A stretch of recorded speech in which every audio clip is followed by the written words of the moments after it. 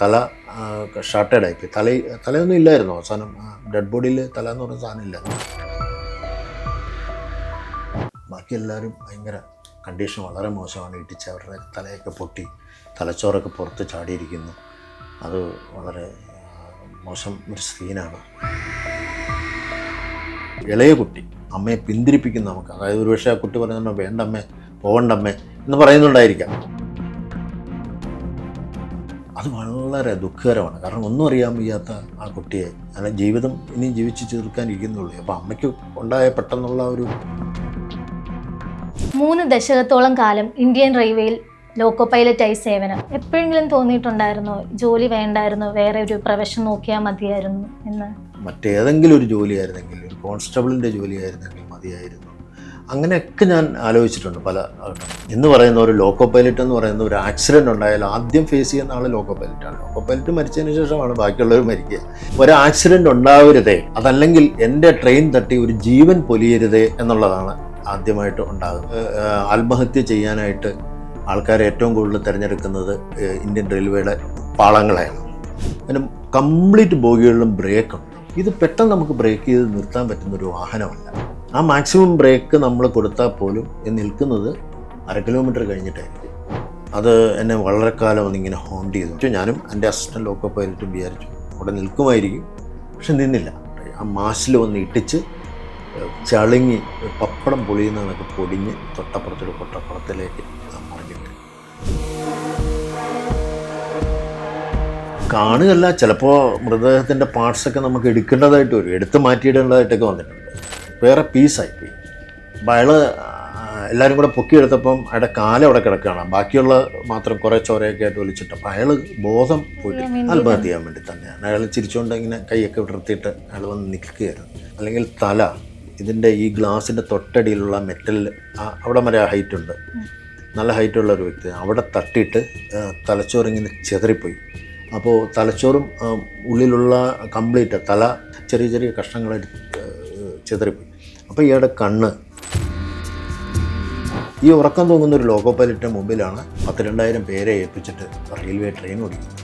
എത്രമാത്രം മോശം സാഹചര്യമാണ്, മോശം ജോലി സാഹചര്യമാണ് എന്ന് നോക്കും. ഭയങ്കര ഒരു ട്രോമയായി പോയി. 3 മാസത്തെ കൗൺസിലിങ്ങിനൊക്കെ പോയാലേ ആ ഒരു ഇത് മാറി. തീർച്ചയായിട്ടും ബുദ്ധിമുട്ടാണ്. അല്ല, ഈ ഒരു കഷ്ടപ്പാടിനെ നമ്മൾ അക്സെപ്റ്റ് ചെയ്തുകൊണ്ട് തന്നെ ഈ ജോലിക്ക് വരുന്നത്. 3 ദശകത്തോളം കാലം ഇന്ത്യൻ റെയിൽവേയിൽ ലോക്കോ പൈലറ്റായി സേവനം. പൊതുസമൂഹത്തിന് അറിയാത്ത അനുഭവം പങ്കുവെക്കാനായി ജെ വേണുഗോപാൽ സാറാണ് ഇന്ന് നമുക്കിപ്പോൾ ഉള്ളത്. സാർ നമസ്കാരം. നമസ്കാരം. സാർ എങ്ങനെയാണ് ഈ ഒരു ജോലിയിലേക്ക് വന്നത്? ജോലിയിലേക്ക് വന്നതെന്ന് ചോദിച്ചു കഴിഞ്ഞാൽ, സാധാരണ നമ്മൾ എല്ലാവരും ഏതെങ്കിലും ഒരു ജോലി കിട്ടണമെന്നുള്ളൊരു ആഗ്രഹം ചെറുപ്പ സമയത്തുണ്ടാകും.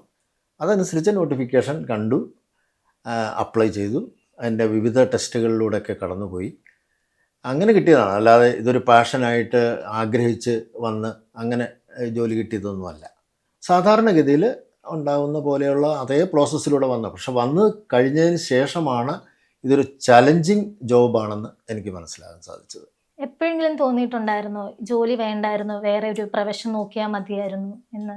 വളരെ അധികം സന്ദർഭങ്ങളിൽ അങ്ങനെ തോന്നിയിട്ടുണ്ട്. കാരണം നമുക്ക് ഈ ജോലി സാധാരണഗതിയിൽ പുറത്തുനിന്ന് നോക്കുന്ന ഒരാൾക്ക് കാണുന്ന പോലെ വലിയ സാഹസികമായിട്ടുള്ള ഒരു ജോലിയാണ്, വളരെ രസകരമായിരിക്കും എന്നൊക്കെ ഉണ്ടെങ്കിലും ഇതിനകത്ത് ഒത്തിരി കഷ്ടപ്പാടുകൾ, ഒത്തിരി പ്രശ്നങ്ങളെയൊക്കെ നമ്മൾ അഭിമുഖീകരിക്കേണ്ടി വരും. അപ്പോൾ അങ്ങനെയുള്ള പല സന്ദർഭങ്ങളിൽ എനിക്ക് തോന്നിയിട്ടുണ്ട് മറ്റേതെങ്കിലും ഒരു ജോലിയായിരുന്നെങ്കിൽ, ഒരു കോൺസ്റ്റബിളിൻ്റെ ജോലിയായിരുന്നെങ്കിൽ മതിയായിരുന്നു. അങ്ങനെയൊക്കെ ഞാൻ ആലോചിച്ചിട്ടുണ്ട് പല ഘട്ടം. പക്ഷേ ചില സമയങ്ങളിൽ നമ്മുടെ ചിന്തയിലേക്ക് വരുന്നത് ഈ ജോലി കുഴപ്പമില്ല, അത് കാരണം ആരെങ്കിലും ആ ജോലി ചെയ്തല്ലേ പറ്റൂ. ഇപ്പോൾ ഉദാഹരണത്തിന് ഒരു ഫോറൻസിക് സർജൻ അല്ലെങ്കിൽ പതോളജിസ്റ്റ്, അദ്ദേഹം നിരവധി പോസ്റ്റ്മോർട്ടം ചെയ്യേണ്ടതായിട്ട് വരുന്നുണ്ട്. ചീഞ്ഞളിഞ്ഞ മൃതദേഹങ്ങളൊക്കെ അവർക്ക് കട്ട് ചെയ്യേണ്ടതായിട്ട് വരുന്നുണ്ട്. അപ്പോൾ അവർക്ക് വളരെ ബുദ്ധിമുട്ടുള്ളൊരു ജോലിയായിരിക്കും അവർ. പക്ഷേ എന്ന് വെച്ചാൽ ഞങ്ങളാരും ആ ജോലി ഏറ്റെടുക്കത്തില്ല എന്നൊരു തീരുമാനം എടുത്തു കഴിഞ്ഞാൽ somebody have to do it, ആരെങ്കിലും അത് ചെയ്തല്ലേ പറ്റൂ എന്ന് പറയുന്ന കണക്ക് ലോക്കോ പൈലറ്റിൻ്റെ ജോലി എന്ന് പറഞ്ഞു കഴിഞ്ഞാൽ ആരെങ്കിലും ട്രെയിൻ ഓടിച്ചേ പറ്റൂ. അപ്പോൾ ആ ഒരു ചിന്ത നമ്മളെ, ഞാനല്ലെങ്കിൽ മറ്റൊരാൾ ചെയ്യണം, അപ്പോൾ ആ ഒരു ചിന്ത ആണ് നമ്മളെ അപ്പോൾ ഒരു സാധൂകരിച്ച്, അതായത് ഈ ജോലിയിലേക്ക് വന്നത് കുഴപ്പമില്ല, ഇതിൽ തന്നെ കണ്ടിന്യൂ ചെയ്യണം, ഇതൊരു ചലഞ്ചായിട്ട് ഏറ്റെടുക്കണം എന്നൊരു ചിന്തയിലേക്ക് കൊണ്ടുവരുന്നത് അങ്ങനെ ഒരു ഇതാണ്. ഓരോ യാത്ര തുടങ്ങുമ്പോഴും ആ മനസ്സിലേക്ക് വരുന്ന ഫസ്റ്റ് ചിന്ത എന്തായിരുന്നു? ഒരു പ്രാർത്ഥന പോലെയൊക്കെ? ആ, ആ, ഓരോ യാത്ര തുടങ്ങുമ്പോഴും നമ്മുടെ മനസ്സിലേക്ക് ആദ്യമായിട്ട് വരുന്ന കാര്യം, ഏതൊരു ആളും ഇപ്പോൾ ഉദാഹരണത്തിന് ഫ്ലൈറ്റ് യാത്ര ചെയ്യുന്ന ഒരാളാണെങ്കിൽ ആദ്യം വിചാരിക്കുന്നത്, ദൈവമേ ഈ ഫ്ലൈറ്റ് എങ്ങും പോയി തകർന്ന് വീഴരുത് എന്ന് പറയുന്ന ഒരു ലോക്കോ പൈലറ്റ് എന്ന് പറയുന്ന ഒരു ആക്സിഡൻറ്റ് ഉണ്ടായാൽ ആദ്യം ഫേസ് ചെയ്യുന്ന ആൾ ലോക്കോ പൈലറ്റാണ്. ലോക്കോ പൈലറ്റ് മരിച്ചതിന് ശേഷമാണ് ബാക്കിയുള്ളവർ മരിക്കുക. ഒരു ആക്സിഡൻറ്റ് ഉണ്ടാവരുതേ, അതല്ലെങ്കിൽ എൻ്റെ ട്രെയിൻ തട്ടി ഒരു ജീവൻ പൊലിയരുതേ എന്നുള്ളതാണ് ആദ്യമായിട്ട് ഉണ്ടാകുന്നത്. പിന്നെ ആക്സിഡൻറ്റ്സ് എന്ന് പറയുമ്പോൾ പല രീതിയിലുണ്ട്. ഇപ്പം ഒരു ലോക്കോ പൈലറ്റിനെ സംബന്ധിച്ചിടത്തോളം ഒരു റെഡ് സിഗ്നൽ ഒന്ന് ജസ്റ്റ് പാസ് ചെയ്യുന്നത് പോലും ഭയങ്കര പ്രശ്നങ്ങളാണ്. ഇപ്പോൾ റോഡ് ട്രാഫിക്കിലാണെന്നുണ്ടെങ്കിൽ നമ്മളൊരു ചുവപ്പ് സിഗ്നൽ കടന്നു കഴിഞ്ഞാൽ 500 അല്ലെങ്കിൽ 1000 രൂപ പിഴ അടച്ച് നമുക്ക് രക്ഷപ്പെടാം. പക്ഷേ ഒരു ലോക്കോ പൈലറ്റിനെ സംബന്ധിച്ചിടത്തോളം ഒരു റെഡ് സിഗ്നലുകളാണല്ലോ ട്രെയിനുകളെ നിയന്ത്രിക്കുന്നത്. ഒരു റെഡ് സിഗ്നൽ കടന്നു പോയി കഴിഞ്ഞാൽ അയാൾ ജോലി പോയി എന്നാണ് അർത്ഥം. അതായത് അവർ ജോലിയിൽ നിന്ന് പിരിച്ചുവിടും. പിന്നെ അതിൽ തുടരണമെന്നുണ്ടെങ്കിൽ വളരെയധികം കടമ്പകൾ കടക്കണം. അത് മാത്രമല്ല, പല അപ്പീലിന് ശേഷം നമ്മുടെ കോടതിയിലേക്ക് കേസ് പോലെയാണ്, പല പല തലങ്ങളിൽ നമ്മൾ അപ്പീൽ ചെയ്തിട്ട് നമുക്ക് കിട്ടുന്ന അവസാനം കയറാനായിട്ട് അവർ പെർമിറ്റ് ചെയ്താലും നമ്മുടെ അത്രയും നാളത്തെ സർവീസെല്ലാം നഷ്ടപ്പെട്ട് ഏറ്റവും കുറഞ്ഞ കാറ്റഗറിയിലേക്ക് പോവുകയോ അല്ലെങ്കിൽ കമ്പൽസറി റിട്ടയർമെൻറ്റ് കൊടുക്കുകയൊക്കെ ചെയ്യുള്ളൂ. അപ്പോൾ അത് വളരെ മാരകമാണ്. അപ്പോൾ പ്രധാനമായിട്ടും ഒരു ജോലി തുടങ്ങുമ്പോൾ സിഗ്നൽ പാസ് ചെയ്യരുതേ, എൻ്റെ വണ്ടി ആക്സിഡൻ്റ് ആവരുതേ, ഏതെങ്കിലും മനുഷ്യജീവൻ എൻ്റെ വണ്ടി തട്ടി പൊലിയരുതേ എന്നൊക്കെയാണ് സാധാരണ ഇതിലുള്ള. ട്രെയിൻ ഓടിക്കുമ്പോൾ ഉള്ളിലൊരു ഭയം വന്നിട്ടുണ്ടോ? അങ്ങനെ ട്രെയിൻ ഓടിക്കുമ്പോൾ ഒരു ഭയം എന്ന് പറയുന്നത് വരത്തില്ല. കാരണം എന്ന് വെച്ച് കഴിഞ്ഞാൽ അങ്ങനെ വരികയാണെന്നുണ്ടെങ്കിൽ നമ്മൾ 365 ദിവസം ഭയപ്പെട്ടുകൊണ്ട് ജോലി ചെയ്യേണ്ടി വരും. ട്രെയിൻ ഓടിക്കുമ്പോൾ ഇങ്ങനെ ഒരു ചിന്ത നമ്മുടെ ഒന്നും സംഭവിക്കരുത് എന്നൊരു ചിന്ത വരുമെങ്കിലും ഓടിച്ചു തുടങ്ങുമ്പോഴത്തേക്ക് ആ ചിന്തകളൊക്കെ അങ്ങ് മാറും. നമ്മളത് നോർമൽ ഡ്യൂട്ടി ചെയ്യുന്ന പോലെ തന്നെയാണ് പോവുക. മാത്രമല്ല, നമുക്കൊരു അസിസ്റ്റൻറ്റ് ലോക്കോ പൈലറ്റ് ഉണ്ട്. അപ്പോൾ അതിനിടയ്ക്ക് ഞങ്ങൾ അങ്ങോട്ടും ഇങ്ങോട്ടൊക്കെ കമ്മ്യൂണിക്കേറ്റ് ചെയ്യും. അപ്പോൾ അതൊരു ജോലിയായിട്ട് തന്നെ ഉള്ളൂ. അല്ലാതെ ഭയപ്പെട്ടുകൊണ്ട് അങ്ങനെ ജോലി ചെയ്യാൻ സാധിക്കില്ല. കാരണം 36 വർഷം ഞാൻ ജോലി ചെയ്തത്, എല്ലാവരും ഏകദേശം ആ ഒരു കാലം, ഇപ്പം പറഞ്ഞ പോലെ 3 ദശകം. അപ്പോൾ ഈ 3 ദശകവും ഭയപ്പെട്ടുകൊണ്ട് ജോലി ചെയ്യുക എന്ന് പറയുന്നത് അത് നടക്കുന്ന കാര്യമല്ല. അപ്പോൾ അതുകൊണ്ട് നമ്മുടെ മനസ്സ് അതുമായിട്ട് അങ്ങ് പാകപ്പെട്ട് അങ്ങ് പൊക്കോളും. ഒരുപാട് കഷ്ടതകളും മനക്കരുത്തും ഒക്കെ വേണ്ട ഒരു ജോലിയല്ലേ ഇത്? തീർച്ചയായിട്ടും ഒരുപാട് കഷ്ടതകളും മനക്കരുത്തുകളും മാത്രമല്ല, കഷ്ടപ്പാടുകൾ ധാരാളം സഹിച്ചിട്ടാണ് ജോലി ചെയ്യുന്നത്. അപ്പോൾ അടുത്തൊരു ചോദ്യം, ഇതിനേക്കാളും കഷ്ടപ്പാടുകളുള്ള ജോലി വേറെ ഇല്ലേ? അതിലൊക്കെ ആൾക്കാർ ജോലി ചെയ്യുന്നില്ലേ? സത്യമാണ്. പക്ഷേ എന്താണെന്ന് വെച്ച് കഴിഞ്ഞാൽ ഈ ഒരു കഷ്ടപ്പാടിനെ നമ്മൾ അക്സെപ്റ്റ് ചെയ്തുകൊണ്ട് തന്നെ ഈ ജോലിക്ക് വരുന്നത്. ഈ ജോലിക്ക് ഞാൻ നേരത്തെ പറഞ്ഞ പോലെ ആരെങ്കിലും നമ്മൾ അല്ലെങ്കിൽ മറ്റൊരാൾ ചെയ്യണം. പക്ഷേ ഇതിനകത്ത് ഈ കഷ്ടപ്പാടിനെ ഒന്നുകൂടെ അധികരിപ്പിക്കുന്നത് ഈ അധികൃതരുടെ നിലപാടുകൾ. അതായത് ഞങ്ങളുടെ അഡ്മിനിസ്ട്രേഷൻ, റെയിൽവേ എന്ന് പറയുന്ന ഭരണകൂടം ഞങ്ങളിൽ അടിച്ചേൽപ്പിക്കുന്ന കുറച്ച് കാര്യങ്ങളുണ്ട്. അപ്പോൾ അത് ഈ കഷ്ടപ്പാടിനെ നമ്മൾക്ക് ഇരട്ടിയാക്കി അതിൻ്റെ ഇരട്ടിയാക്കി നമ്മുടെ കയ്യിലേക്ക് തരികയാണ്. ഉദാഹരണത്തിന്, എല്ലാവരും ഒരു 6 ദിവസം ജോലി ചെയ്തിട്ട് 7-ാം ദിവസം നമ്മുടെ വീട്ടിൽ പോയി വിശ്രമിക്കും. അതല്ലെങ്കിൽ വീട്ടുകാരോടൊപ്പം എന്തെങ്കിലും വിനോദങ്ങളിലോ എവിടെയെങ്കിലും യാത്ര പോവുകയോ, അല്ലെങ്കിൽ നമ്മുടെ കുട്ടികൾക്കോ അല്ലെങ്കിൽ ഭാര്യയ്ക്കോ എന്തെങ്കിലും അസുഖം വന്നോ അവരെ ഹോസ്പിറ്റലിൽ കൊണ്ടോ, അങ്ങനെ ഒത്തിരി കമ്മിറ്റ്മെൻറ്റ്സ് ഉണ്ട് നമ്മുടെ മനുഷ്യ ജീവിതം എന്ന് പറയുന്നത് അങ്ങനെയാണ്. അപ്പോൾ 6 ദിവസത്തിന് ശേഷം ഒരു ദിവസം ഈ ഒരു കാര്യത്തിന് വേണ്ടിയിട്ട് നമ്മൾ മാറ്റിവെക്കുന്നു. ഒരു കമ്മിറ്റ്മെൻറ്റും ഇല്ലെങ്കിൽ ജസ്റ്റ് വീട്ടിൽ കിടന്നുറങ്ങുകയോ അല്ലെങ്കിൽ പത്രം വായിക്കുകയോ TV കാണുകയോ സിനിമയ്ക്ക് പോവുകയോ ഒക്കെ ചെയ്യാം. ഈ ഒരു സംഗതി ശരിക്കും പറഞ്ഞ ഒരു ലോക്കോ പൈലറ്റ് നിഷേധിക്കപ്പെട്ടു എന്ന് തന്നെ പറയാം. കാരണം അതായത് വീക്കിലി റെസ്റ്റ് എന്ന് പറയുന്നത് ഞങ്ങൾക്ക് കിട്ടുന്ന 30 മണിക്കൂർ എന്ന് പറയുന്നൊരു എണ്ണിച്ചുട്ട അപ്പം പോലെ മണിക്കൂറുകൾ കണക്കാക്കിയാണ് കൊടുക്കുന്നത്. അതായത് ലോകത്ത് എനിക്ക് തോന്നുന്ന ഒരു ജോലിക്കും അങ്ങനെ ഒരു നിയമമില്ല എന്ന് എനിക്ക് തോന്നുന്നുണ്ട്. 30 മണിക്കൂർ എന്ന് പറഞ്ഞ ഒരു എക്സാമ്പിൾ ഞാൻ പറയാം. സാധാരണ ഏതൊരു ജോലിയിലുള്ള ആളും, ഇപ്പോൾ സപ്പോസ് ഞായറാഴ്ചയാണ് അയാൾക്ക് വീക്കിലി ഓഫെങ്കിൽ, ശനിയാഴ്ച വൈകുന്നേരം ഒരു 5 മണിയാകുമ്പോഴത്തേക്കും അയാളുടെ ഡ്യൂട്ടി തീർന്നു. പിന്നെ ഞായറാഴ്ച ഫുൾ ഡേ അയാൾ ഫ്രീ ആണ്. തിങ്കളാഴ്ച രാവിലെ 10 മണിക്ക് കയറിയാൽ മതി. ജസ്റ്റ് ഒരു എക്സാമ്പിൾ. പക്ഷേ ഒരു ലോക്കോ പൈലറ്റിനെ സംബന്ധിച്ചിടത്തോളം ഞായറാഴ്ച 5 മണിക്ക് ഡ്യൂട്ടി തീർന്നാൽ ശനിയാഴ്ച 5 മണിക്ക് ഡ്യൂട്ടി തീർന്നാൽ വീണ്ടും ഞായറാഴ്ച രാത്രി കയറണം അടുത്ത ഡ്യൂട്ടിക്ക്. രാത്രിയും പകലും ഒക്കെ മാറി മാറി വരും. കാരണം ഏത് സമയത്തും ട്രെയിനുകൾ ഒരു പ്രത്യേക സമയത്തല്ലല്ലോ, രാത്രിയും പകലും ഒക്കെ ഓടിക്കൊണ്ടിരിക്കുന്നൊരു വാഹനമാണ്. അപ്പോൾ അത് ഏത് സമയത്ത് ഓടണം, എല്ലാ ദിവസങ്ങളിലും ഓടണം. ഞായറാഴ്ച, ശനിയാഴ്ച, എവറി ഡേ. അതൊരു 24/7 ആ രീതിയിൽ ഓടിക്കൊണ്ടിരിക്കുന്ന ഒരു മെഷീനാണ് ഈ ട്രെയിൻ എന്ന് പറയുന്നത്. അതിൻ്റെ ലോക്കോമോട്ടീവിലാണ് ഞങ്ങൾ വർക്ക് ചെയ്യുന്നത്. അപ്പോൾ അതുകൊണ്ട് അതൊക്കെ പറ്റും. അല്ലാതെ ഞാൻ ഈ ജോലിക്ക് കയറി അല്ലെങ്കിൽ എല്ലാ ഞായറാഴ്ചയും എനിക്ക് പള്ളിയിൽ പോകണം, അല്ലെങ്കിൽ എൻ്റെ ഭാര്യയ്ക്ക് അന്ന് ഞായറാഴ്ച ഓഫാണ്, എനിക്ക് വീട്ടിൽ ഇരിക്കണമെന്ന് പറയാനൊക്കെയല്ല. കാരണം അത് ജോലിയുടെ ഡിമാൻഡ് അതാണ്. അപ്പോൾ ആ ഡിമാൻഡ് അനുസരിച്ച് നമ്മൾ ഏത് ദിവസവും വർക്ക് ചെയ്യാൻ വില്ലിങ്ങാണ്. പക്ഷേ നമുക്കൊരു 7 ദിവസം 6 ദിവസം കഴിയുമ്പോൾ ഒരു ദിവസം ഫുൾ ഡേ വീട്ടിൽ നമുക്ക് റെസ്റ്റ് കിട്ടണം, അല്ലെങ്കിൽ ഓഫ് കിട്ടണം. ഇത് ഒരു കിട്ടാക്കനെയാണ് ഇന്ന് വരെ. ഈ 36 വർഷം ഞാൻ വർക്ക് ചെയ്ത് ആ കയറുന്ന സമയത്തും അതേ നിയമം തന്നെയാണ്, ഇറങ്ങുന്ന സമയത്തും ഇതേ നിയമം തന്നെയാണ്. ഒരു മാറ്റവും വന്നിട്ടില്ല. ഒരു മാറ്റവും വന്നിട്ടില്ല. അതിനെതിരെ ഇഷ്ടംപോലെ സമരങ്ങളും ഇതൊക്കെ ചെയ്യുന്നുണ്ട്.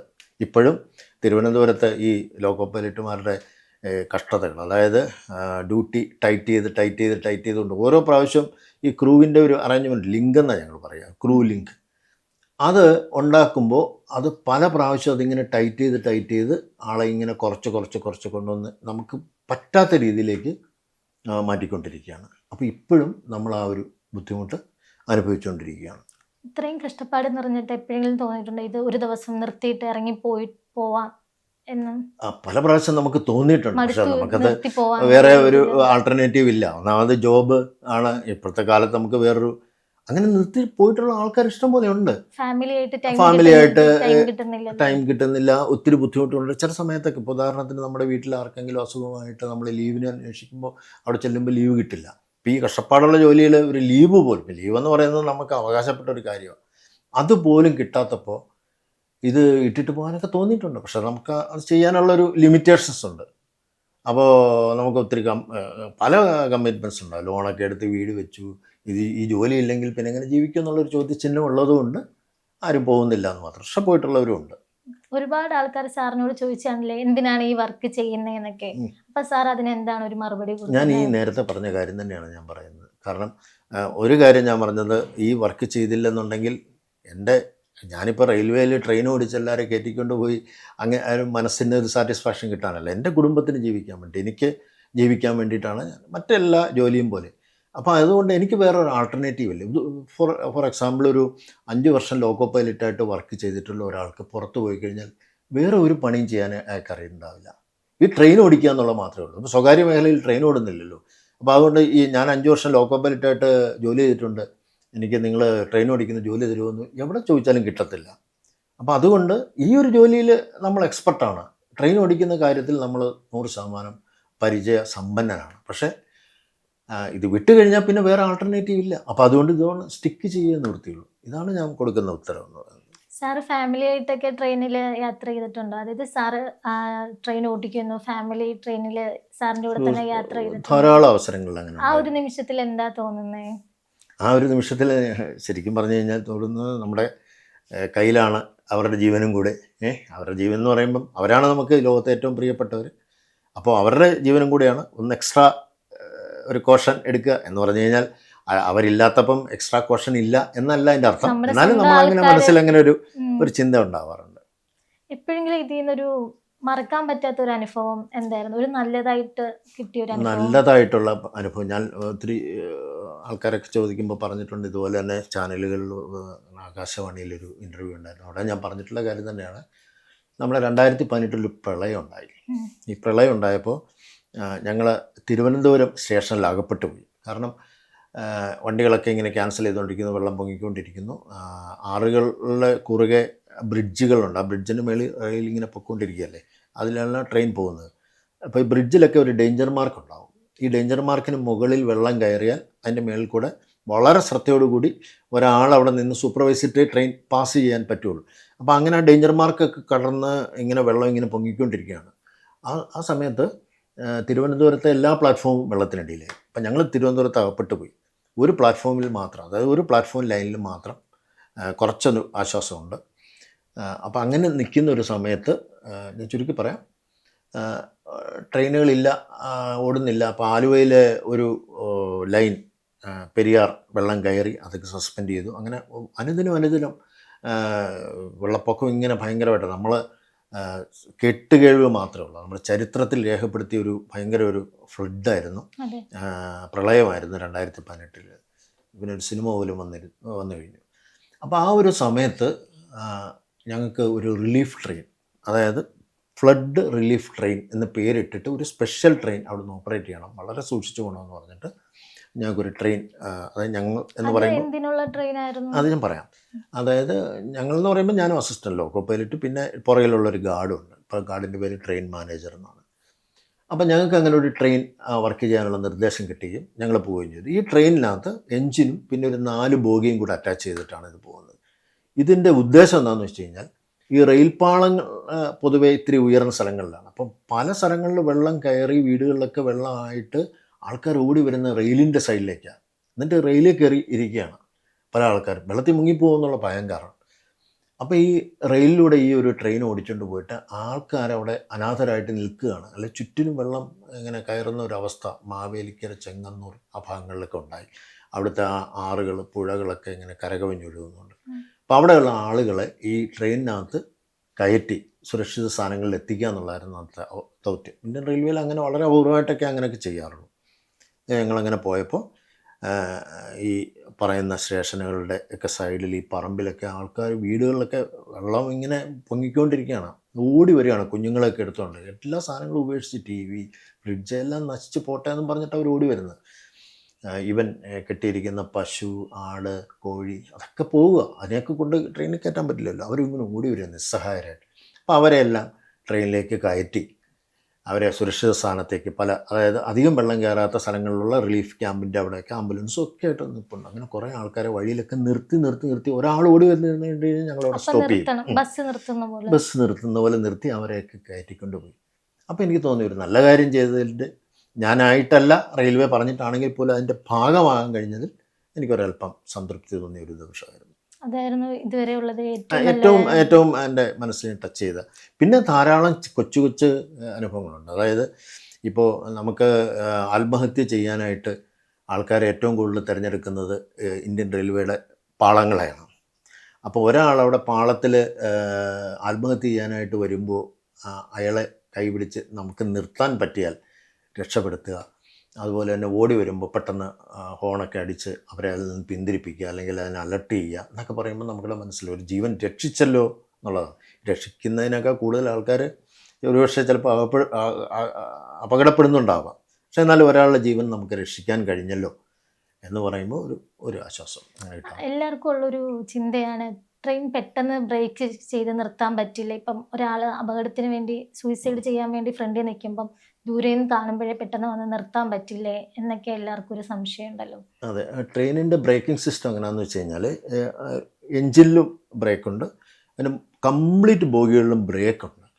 പക്ഷേ നമുക്ക് ഈ ഫിസിക്സ് എന്ന് പറയുന്ന ശാസ്ത്രം പഠിക്കുന്നവർക്കെല്ലാം മനസ്സിലാകും, ഇത്രയും വലിയൊരു മാസ്, അത് ഇരുമ്പ് കൊണ്ടാണ് ഈ സാധനം ഉണ്ടാക്കിയിരിക്കുന്നത്. ബാക്കിയുള്ള വാഹനങ്ങൾ പോലെ ലൈറ്റ് വെയിറ്റ് അല്ല ട്രെയിൻ ബോഗികളും. ഭയങ്കര മാസ്സാണ്, ഭയങ്കര വെയിറ്റാണ് ഈ സാധനം. ഈ വെയിറ്റുള്ള സാധനം നമുക്ക് വൺസ് നമ്മൾ ക്രൂയിസ് ചെയ്ത് നല്ല സ്പീഡിലാക്കി കഴിഞ്ഞ് കഴിഞ്ഞാൽ ഇതിനൊരു മൊമെൻറ്റം എന്ന് പറയുന്നൊരു ക്വാളിറ്റി ഉണ്ട്. ഈ മൊമെൻറ്റത്തിന് നമുക്ക് പെട്ടെന്ന് അറസ്റ്റ് ചെയ്യാൻ പറ്റില്ല. അതായത് നമ്മളിപ്പോൾ ബ്രേക്ക് ചെയ്താൽ പോലും ഇത് ഇത്രയും ഓടി, ഇപ്പോൾ ഒരു ലോഡ് കയറ്റിയ ഒരു ലോറി ഒരിറക്കത്തിൽ പെട്ടെന്ന് ചവിട്ടിയാൽ നിൽക്കില്ല എന്നൊക്കെ പറയുന്നത് കേട്ടിട്ടില്ല. അതുപോലെ തന്നെ ഇത് പെട്ടെന്ന് നമുക്ക് ബ്രേക്ക് ചെയ്ത് നിർത്താൻ പറ്റുന്ന ഒരു വാഹനമല്ല. നമ്മൾ ബ്രേക്ക് ചെയ്തിട്ട് വെയിറ്റ് ചെയ്യുക. ചിലപ്പോൾ ഒരു 500 മീറ്റർ, ഭാഗ്യമുണ്ടെങ്കിൽ സ്പീഡ് കുറവാണെങ്കിൽ ലെവൽ സെക്ഷൻ ആണെങ്കിൽ ഒരു 300 മീറ്ററിലൊക്കെ ചിലപ്പോൾ നിന്നിരിക്കും. ചിലപ്പോൾ 500 മീറ്ററും കടന്നു പോകും. അപ്പോഴത്തേക്കും സൂയിസൈഡ് ചെയ്യാൻ വന്നവൻ അപ്പോഴത്തേക്കും കഷ്ടമായിട്ടുണ്ടാവും. അതല്ലെങ്കിൽ അപകടപ്പെടാൻ പോകുന്ന ഒരു വ്യക്തിയെ ഇടിച്ച് തെറിപ്പിച്ചിട്ടായിരിക്കാം ട്രെയിൻ നിൽക്കുക. അതുകൊണ്ട് പെട്ടെന്ന് ചവിട്ടി നിർത്തുക എന്നുള്ളൊരു ടൈം. ആക്ച്വലി ഇതിനകത്ത് ചവിട്ടുന്ന ഒരു ബ്രേക്കല്ല, കൈകൊണ്ട് പിടിക്കുകയാണ് ചെയ്യുന്നത്, കാലുകൊണ്ടല്ല. എന്നാൽ പോലും നമുക്ക് അതിന് ബ്രേക്കിൻ്റെ പല പൊസിഷനുണ്ട്. അതിൽ എമർജൻസി ബ്രേക്ക് എന്ന് പറയുന്നൊരു സിസ്റ്റം ഉണ്ട്. അല്ല, അത് ഏറ്റവും മാക്സിമം ബ്രേക്ക്. ആ മാക്സിമം ബ്രേക്ക് നമ്മൾ കൊടുത്താൽ പോലും നിൽക്കുന്നത് 1/2 കിലോമീറ്റർ കഴിഞ്ഞിട്ടായിരിക്കും. അതാണ് അതിൻ്റെ ഒരു പ്രത്യേകത എന്ന് പറയുന്നത്. അപ്പോൾ ആൾക്കാരൊക്കെ ഈ പൊതുവെ പത്രത്തിലൊക്കെ എഴുതി കാണിക്കാറുണ്ട്, ലോക്കോ പൈലറ്റ് പെട്ടെന്ന് ബ്രേക്ക് ചെയ്തിരുന്നെങ്കിൽ ട്രെയിനെല്ലാം മറിഞ്ഞേനെ, അതുകൊണ്ട് ലോക്കോ പൈലറ്റ് ബ്രേക്ക് ചെയ്തില്ല എന്നൊക്കെ പറയുന്നൊരു വാർത്തകളൊക്കെ നമുക്ക് കേൾക്കാം. അത് അസത്യമാണ്. ഒരു കാരണവശാലും അങ്ങനെ മറിയുന്ന രീതിയിൽ ഒരു ബ്രേക്ക് അതിനകത്ത് ഡിസൈനർ ഒരിക്കലും പിടിപ്പിക്കില്ല.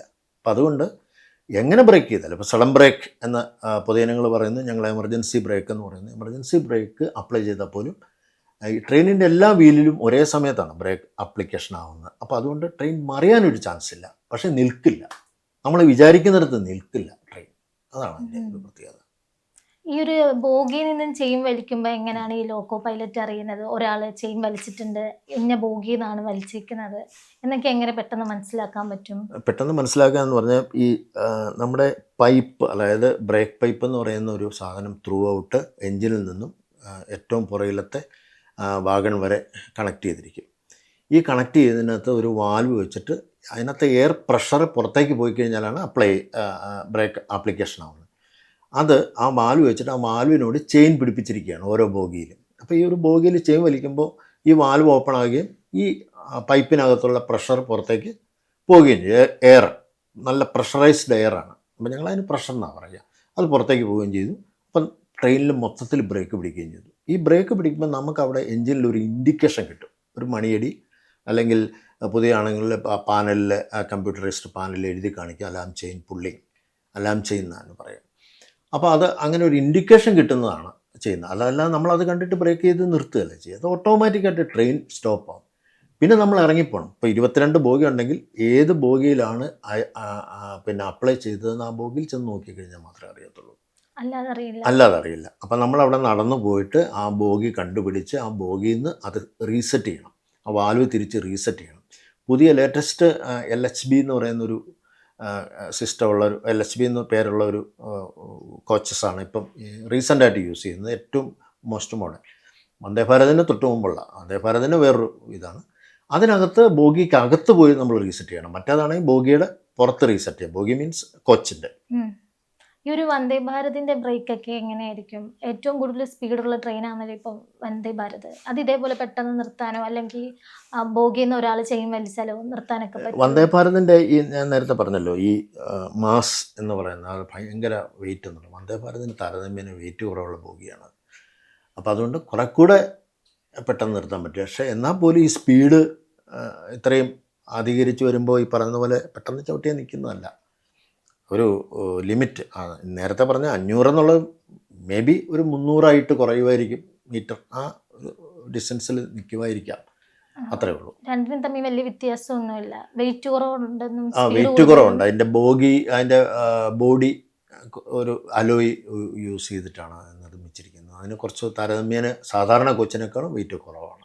സാറിന് ഇതുവരെയുള്ള ഇത് ഏറ്റവും മറക്കാൻ പറ്റാത്തൊരു അനുഭവം എന്തായിരുന്നു? കുറേ നാൾ അത് തന്നെ മനസ്സിൽ തന്നെ തട്ടി നിന്നൊരു അനുഭവം. ഞാൻ ജോലി ചെയ്തിരുന്ന ട്രെയിൻ ഇടിച്ച് ഒരു ലെവൽ ക്രോസ് ഗേറ്റിൽ, അതായത് അൺമാൻഡ് ലെവൽ ക്രോസ് ഗേറ്റിൽ, ആളില്ലാത്ത ഒരു ലെവൽ ക്രോസ് ഗേറ്റിൽ ട്രെയിൻ ഇടിച്ചിട്ട് കാറിൽ യാത്ര ചെയ്തിരുന്ന വിദേശ ദമ്പതിമാർ 2 പേര്, അതായത് ഒരു ജർമ്മൻ ടൂറിസ്റ്റും അയാളുടെ ഭാര്യയും, ഒരു നാട്ടുകാരൻ, ഒരു നാട്ടുകാരി, അങ്ങനെ 4 പേര് മരിച്ചു.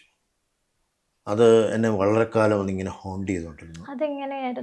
അതായത് അൺമാൻഡ് ലെവൽ ക്രോസ് ഗേറ്റിൽ നമുക്ക് ആളില്ലാത്ത തുറന്നു കിടക്കുന്ന ലെവൽ ക്രോസ് ഗേറ്റ്. ഇപ്പം റെയിൽവേയിൽ അങ്ങനെ ഒരു സാധനം ഇല്ല, വളരെ റെയറായിട്ടേ ഉള്ളൂ. 1-2 എവിടെയോ ഉണ്ട്, ഇവിടെയൊന്നും ഇല്ല, കേരളത്തിലോ അങ്ങനെ സതേൺ റെയിൽവേയിൽ തന്നെ ആ സാധനം ഇല്ലിപ്പോൾ. എല്ലായിടത്തും കാവലുള്ള കാവലില്ലാത്തടത്ത് അതിനകത്ത് റോഡിലൂടെ പോകുന്ന വാഹനം വേണം അത് ശ്രദ്ധിക്കാൻ. കാരണം ട്രെയിൻ പെട്ടെന്ന് പാഞ്ഞു പോകുന്നൊരു ഇതാണ്. അപ്പോൾ ട്രെയിൻ ഈ കാറ് കണ്ടുകൊണ്ട്, അല്ലെങ്കിൽ അത് ക്രോസ് ചെയ്യുന്നൊരു റോഡ് വെഹിക്കിൾ കണ്ടുകൊണ്ട് ട്രെയിൻ നിർത്തുക പോസിബിൾ അല്ല. അപ്പോൾ അവർക്കൊരു ഒരൊറ്റ ഓപ്ഷൻ ഹോൺ അടിക്കുക എന്ന് മാത്രമേ ഉള്ളൂ. അപ്പോൾ ഇത് ചേർത്തലയ്ക്കും മാരാരിക്കുളത്തിനും ഇടയ്ക്കുള്ള ചേർത്തലയ്ക്കും മാരാരിക്കുളത്തിനും ഇടയ്ക്കുള്ളൊരു പൂപ്പള്ളിക്കാവ് എന്ന് പറയുന്നൊരു ലെവൽ ക്രോസ് ഗേറ്റ്, ഒരു സ്ഥലത്തുള്ള ഒരു ലെവൽ ക്രോസ് ഗേറ്റിൽ ഞാൻ ചെന്നൈ ആലപ്പി എക്സ്പ്രസ് ഓടിച്ചു വരുന്ന സമയത്ത് ഇവർ ഇത് കണ്ടു. പക്ഷേ ആൾക്കാർക്കൊരു ടെൻഡൻസി ഉണ്ട്. നമുക്കിപ്പോൾ ഒരു റോഡ് നമ്മൾ ക്രോസ് ചെയ്യാൻ ഒരാൾ നിൽക്കുകയാണെന്നുണ്ടെങ്കിൽ ഒരു കാറ് വരികയാണ്, ആ കാറ് മുമ്പ് അപ്പുറത്ത് കിടക്കാം, അങ്ങനെ ഒരു ടെൻഡൻസിയാണ്. അതല്ലാതെ സേഫാണ്, ഞാൻ അവിടം വരെ വെയിറ്റ് ചെയ്ത കാറങ്ങ് പോട്ടെ. അപ്പം നമുക്ക് മനുഷ്യന് ക്ഷമയില്ല. നമ്മളെപ്പോഴും ഭയങ്കര ക്ഷമയില്ലാതെ പാഞ്ഞുകൊണ്ടിരിക്കും. എല്ലായിടത്തും നമ്മൾ ലേറ്റായിട്ട് എത്തുകയും ചെയ്യും. അതാണ് പ്രത്യേകിച്ച് മലയാളി. എനിക്ക് തോന്നുന്നു എല്ലാവരും അങ്ങനെ തന്നെ ആയിരിക്കാം. അപ്പോൾ അവർക്ക് ആ ഒരു ചിന്തയായിരിക്കും ഒരു പക്ഷേ വന്നത്. ട്രെയിൻ പാസ് ചെയ്യുന്നതിന് മുമ്പേ, ട്രെയിൻ എന്ന് പറയുന്നത് ഒരു നീളമുള്ള സാധനമാണ്, കുറേ നേരം പിടിക്കും. അത് അത്രയ്ക്ക് ക്ഷമയില്ലാത്തൊരു ചിന്താഗതി ആ ഡ്രൈവറുടെ ഉള്ളിൽ വന്നിട്ടുണ്ടാവാം ഒരു പക്ഷേ. അവർ പെട്ടെന്ന് ക്രോസ് ചെയ്തു. പക്ഷെ അവർക്ക് ജഡ്ജ് ചെയ്യാൻ പറ്റിയില്ല ഇതിൻ്റെ സ്പീഡ്. നമ്മൾ ഈ ട്രെയിൻ ഇങ്ങനെ പതുക്കെ വരാനും തോന്നും ദൂരെ നോക്കി. അപ്പോൾ അത് യൂണിഫോം ആയിട്ട് ഒരു മോഷൻലെസ് ആയിട്ട് ഇങ്ങനെ വരുന്നുണ്ട്. വളഞ്ഞ് റോഡിൽ കൂടെ പോകുന്ന പോലെയല്ലോ, സ്ട്രെയിറ്റ് ലൈനിൽ ഇങ്ങനെ വരുന്നതുകൊണ്ട് നമുക്ക് ചിലപ്പോൾ അത് നോക്കുമ്പോൾ അത് വളരെ പതുക്കെയാണ് തോന്നുന്നു. പക്ഷേ അത് 90 കിലോമീറ്റർ സ്പീഡ് ഉണ്ടായിരുന്നു. കാരണം ആ സ്പീഡ് കറക്റ്റ് ഞാൻ റീഡ് ചെയ്തുകൊണ്ടിരിക്കുക. അപ്പോൾ ആ സമയത്ത് പെട്ടെന്ന് ഈ കാറ് നമ്മൾ പ്രതീക്ഷയ്ക്ക് വിപരീതമായിട്ട് ഞാൻ പെട്ടെന്ന് വിചാരിച്ചു, ഞാനും എൻ്റെ അസിസ്റ്റൻറ്റ് ലോക്കോ പൈലറ്റും വിചാരിച്ചു അവിടെ നിൽക്കുമായിരിക്കും. പക്ഷെ നിന്നില്ല. അത് പെട്ടെന്ന് വന്ന് കയറി ഈ കാറിനെ ഇടിച്ചിട്ട് ഈ കാറ് മേലോട്ട് പൊങ്ങിയിട്ട് 2 വട്ടമൊക്കെ കറങ്ങി. എന്നിട്ടൊരു ഈ മാസ്റ്റുണ്ട്, ഇലക്ട്രിക്കൽ ലൈൻ പോകുന്ന ഇലക്ട്രിക് ട്രെയിനാണല്ലോ. അപ്പോൾ അതിന് മാസ്റ്റ് എന്നാണ് പറയുക. ആ മാസ്റ്റിൽ വന്ന് ഇടിച്ച് ചളുങ്ങി പപ്പടം പൊളിയുന്ന കണക്ക് പൊടിഞ്ഞ് തൊട്ടപ്പുറത്തൊരു പൊട്ടക്കുളത്തിലേക്ക് മറിഞ്ഞു വീണു. ഞങ്ങളിങ്ങനെ മരവിച്ചിരുന്നു പോയി. എന്ത് ചെയ്യണമെന്നറിയാമോ? ബ്രേക്ക് ചെയ്തു. ഇത് കണ്ടപ്പോൾ തന്നെ ഇത് കാറ് നിൽക്കില്ല എന്നറിഞ്ഞപ്പോൾ തന്നെ നമ്മൾ ഓട്ടോമാറ്റിക്കായിട്ട് ഇത് ബ്രേക്ക് ചെയ്യും. കാരണം നമ്മളിപ്പോൾ വണ്ടി ഓടിച്ചുകൊണ്ട് പോകുമ്പം ഒരു പട്ടി കുറുകെ ചാടിയാൽ പോലും നമ്മൾ കാലുകൊണ്ട് നമ്മൾ റിഫ്ലക്സ് ആക്ഷനാണ് എന്ന് പറയുന്ന കണക്ക് നമ്മൾ ബ്രേക്ക് ചെയ്തു. പക്ഷേ ബ്രേക്ക് ചെയ്താലും നിൽക്കില്ല എന്നറിയാം. ഇത് ഇടിച്ചിട്ടാണ് നിൽക്കുന്നത്. അപ്പോഴത്തേക്ക് ഈ കാറ് ഇടിച്ച് തെറിച്ച് അവിടെ ഒരു കുളത്തിൽ, വെള്ളമൊന്നും ഇല്ലാത്തൊരു പൊട്ടക്കുളത്തിൽ പോയി വീണു. അപ്പോൾ ഞങ്ങളിങ്ങനെ മരവിച്ചിരുന്നു. അപ്പോൾ എൻ്റെ അസിസ്റ്റൻറ്റ് ലോക്കോ പൈലറ്റ് കുറച്ച് നേരത്തിന് ശേഷം പറഞ്ഞു, വലിയൊരു ശബ്ദത്തോട് വരും. ആളുകൾ പെട്ടെന്ന് ഓടിക്കൂറി. കാരണം ചേർത്തല ആ ഏരിയയൊക്കെ ഒത്തിരി ഡെൻസായിട്ട് ആൾക്കാർ തിങ്ങിപ്പാർക്കുന്ന സ്ഥലമാണ്. ആളുകൾ ഈ ശബ്ദം കേട്ടുകൊണ്ട് ഭയങ്കരമായിട്ട് ഞങ്ങളുടെ ഹോണടി ഈ ട്രെയിൻ വരുന്നത് കാണുകയൊക്കെ ചെയ്ത് പെട്ടെന്ന് ഓടിക്കൂടി. അപ്പോൾ അതിൻ്റെ ഇടയ്ക്കോട്ട് പുള്ളി പോയി. ഞാനവിടെ തന്നെ ഇരുന്നു. രണ്ടുപേരും ഒരുമിച്ച് എഞ്ചിനിൽ നിന്ന് ഇറങ്ങാൻ പാടില്ലെന്നാണ് നിയമം. ഞാനവിടെ തന്നെ ഇരുന്നു. അയാൾ പോയിട്ട് തിരിച്ചു വന്നിട്ട് പറഞ്ഞു, ആരുമില്ല, എല്ലാവരും മരിച്ചു. അല്ലെങ്കിൽ ഒരാൾക്ക് ചെറിയൊരു ജീവനുണ്ട്, ബാക്കി എല്ലാവരും ഭയങ്കര കണ്ടീഷൻ വളരെ മോശമാണ്. ഇടിച്ച് അവരുടെ തലയൊക്കെ പൊട്ടി തലച്ചോറൊക്കെ പുറത്ത് ചാടിയിരിക്കുന്നു. അത് വളരെ മോശം ഒരു സീനാണ് എന്നൊക്കെ പറഞ്ഞിട്ട് പുള്ളി എന്നോട് പറഞ്ഞു. ഞങ്ങളിങ്ങനെ മരവിച്ചിരുന്നു പോയി.